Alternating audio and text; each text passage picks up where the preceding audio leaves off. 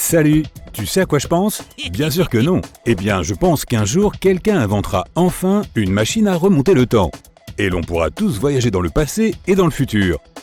Mais la bonne nouvelle, c'est qu'en attendant, tu as déjà le super pouvoir de ralentir et d'accélérer le temps. Plus tu vieillis, plus le temps semble passer vite. Tout d'abord, la façon dont tu perçois le flux de temps dépend de la quantité d'informations que tu absorbes. Quand tu étais petit, tout était nouveau pour toi. Ta première bouchée de pizza, ta première après-midi sur la plage, la première fois que tu as vu une girafe. Ouais, c'était super. Tout cela demandait beaucoup de puissance cérébrale. Ton cerveau enregistrait chaque nouveau détail dans ta mémoire. Et il semblait que cela prenait plus de temps. Plus tu vieillis, plus ton cerveau a de connexions neuronales. Un peu comme un arbre avec de nombreuses ramifications. Ton arbre continue de grandir et il te faut moins de temps pour traiter la même quantité d'informations. Tu apprends aussi à ressentir le passage du temps de façon plus précise. Et il y a une explication mathématique. Quand tu as 10 ans, une année représente 10% de ta vie. Attendre un mois entier de plus pour tes cadeaux d'anniversaire semble une éternité. Quand tu as 20 ans, une année ne représente plus que 5% de ta vie. En vieillissant, une année de plus ou de moins devient de moins en moins significative. C'est pourquoi les 5 années entre 5 et 10 ans peuvent sembler aussi longues que les 40 années entre 40 et 80 ans.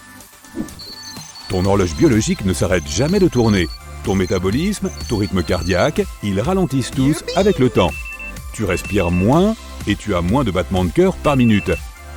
Et tu as l'impression que le temps passe à toute vitesse. Tu peux essayer de tromper un peu le temps et jouer la carte du paradoxe des vacances. Il y a deux façons différentes de percevoir un événement.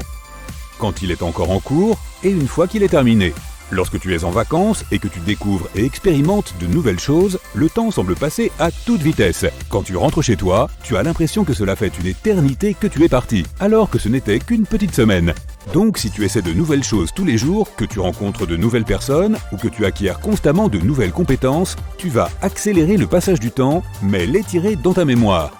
Pour renforcer l'effet de ralentissement du temps, tu peux passer une demi-heure avant de te coucher à te souvenir de tout ce que tu as fait pendant la journée. Tu seras plus engagé dans le moment présent et même les choses quotidiennes ordinaires te sembleront uniques et nouvelles. Lorsque tu dois rester à la maison pendant une longue période et que tu n'as pas d'emploi du temps à respecter, le temps semble interminable et l'avenir ne semble jamais arriver. Environ la moitié d'entre nous pense que l'avenir se dirige vers nous. L'autre moitié croit que c'est elle qui va de l'avant et que l'avenir est quelque chose de figé et immobile, comme si tu étais un train et que le futur était ta destination finale. Pour savoir dans quel groupe tu te trouves, réponds à la question suivante. Une fête prévue pour vendredi prochain a été décalée de 2 jours. Quand la fête aura-t-elle lieu? Si tu as répondu mercredi, tu penses que tu es immobile et que l'avenir se dirige vers toi. Si ta réponse est dimanche, tu penses que c'est toi qui te diriges vers l'avenir. Lorsque tu attends que quelque chose se passe ou que tu t'ennuies simplement parce que tu n'as rien à faire, ton esprit commence à vagabonder. Tu commences à surestimer tes propres sensations corporelles et le temps semble s'étirer. La faim affecte aussi ta perception du temps. Des scientifiques ont essayé de montrer des photos de dessert à des participants affamés et rassasiés. Ceux qui étaient rassasiés n'ont pas la motivation nécessaire pour faire passer le temps. Ils avaient l'impression qu'on leur montrait les images plus longtemps qu'en réalité.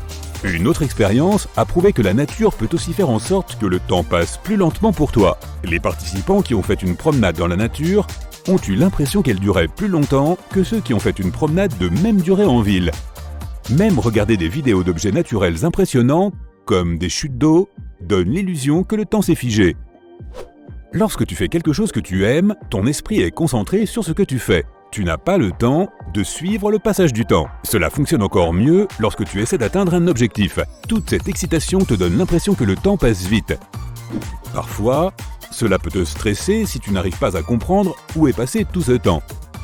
Si cela t'arrive au travail, quitte simplement ton bureau ou même le bâtiment pendant au moins 5 minutes. Cela t'aidera à te remettre sur les rails. Tu peux ressentir certains événements de ta vie, surtout ceux qui sont effrayants ou tristes, au ralenti. C'est à cause du fonctionnement de ta mémoire. Lorsque tu vis un moment de peur, ton cerveau active l'un de ses super pouvoirs, remarquer et analyser le moindre détail. C'est pourquoi les personnes qui se retrouvent dans des situations délicates ont souvent l'impression que le temps s'est figé. Ils disent que c'est ce qui leur a donné le temps de réagir correctement et de se sortir du danger. Tu as probablement hérité ce talent de tes ancêtres. Ils avaient besoin de cette aptitude à ralentir le temps pour survivre dans leur vie quotidienne ou pour échapper à ce tigre à dents de sabre. Certaines émotions peuvent accélérer ton horloge interne, d'autres la ralentir. L'incertitude a le pouvoir d'étirer le temps. Lorsque tu attends les résultats d'un examen, 10 minutes peuvent sembler 1 heure, car ton cerveau passe en sur-régime, prêtant attention à chaque détail insignifiant. Lorsque tu fais quelque chose de routinier, le temps passe plus vite. Tu ne ressens généralement pas d'émotions fortes et tu finis par te perdre dans tes propres pensées. Lorsque tu fais quelque chose d'unique, comme te produire sur scène, tu prends pleinement conscience de toi-même et tu te concentres fortement sur chaque moment. C'est pourquoi le temps semble se figer. Quand on te donne une échéance, aussi lointaine soit-elle, tu ne peux pas être pleinement dans le moment présent. Ton esprit est obsédé par l'accomplissement de la tâche et ne remarque pas les détails comme la faim, la soif ou la fatigue. Les distractions sont essentielles pour empêcher le temps de s'enfuir. Si tu regardes trop l'horloge, tu peux éprouver ce qu'on appelle l'illusion de l'horloge arrêtée.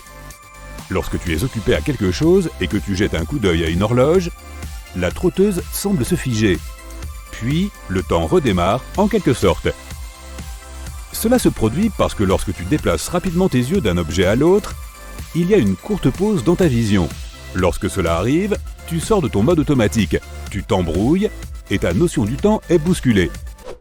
Pour le ressentir, étire tes bras devant toi et déplace rapidement tes yeux d'un index à l'autre. Quand tu le feras, tu remarqueras un petit moment de néant. Ton cerveau essaie de toujours te donner une image homogène de ce qui se passe autour de toi. Et quand tes yeux bougent si vite, il y a une pause qui doit bien être remplie par quelque chose. L'horloge interne de ton corps est plutôt bien huilée. Combien de fois t'es-tu réveillé quelques secondes avant ton réveil? Le mot scientifique pour désigner cela est le rythme circadien et il dicte quand tu es actif et quand tu dois aller te coucher. Il est régulé par une protéine spéciale qui a besoin de routine pour bien fonctionner. Si tu te couches et te réveilles à la même heure tous les jours, la protéine adaptera ton corps à ton nouvel horaire. Si tu dois te réveiller très tôt de façon exceptionnelle, mettons pour un avion, tu y penses beaucoup la veille. Ton corps sait à quelle heure tu as réglé ton réveil et il augmente ton niveau de stress environ 1 heure avant que tu doives réellement te lever. Lorsque tu appuies sur le bouton snooze, tu gaspilles tout le travail que ton corps a fait pour te réveiller. Ton horloge interne commence à tourner dans le sens inverse, tes hormones s'affolent et tu te sens plus endormi que jamais. Plus tu appuies sur snooze, plus la situation empire. Le moyen le plus simple de voyager dans le temps est de prendre l'ascenseur jusqu'au dernier étage d'un gratte-ciel. Le temps s'écoule plus vite là-haut, car la gravité s'affaiblit à chaque étage. Mais avant que tu ne t'excites trop, sache que l'on ne parle que de quelques fractions de nanosecondes. Tu pourrais essayer de déménager sur une planète lointaine si tu voulais vivre plus longtemps. Mais cela ne ferait pas non plus une énorme différence. Tu pourrais vivre jusqu'à 200 années de Mercure, mais personne ne serait là pour t'organiser une fête d'anniversaire.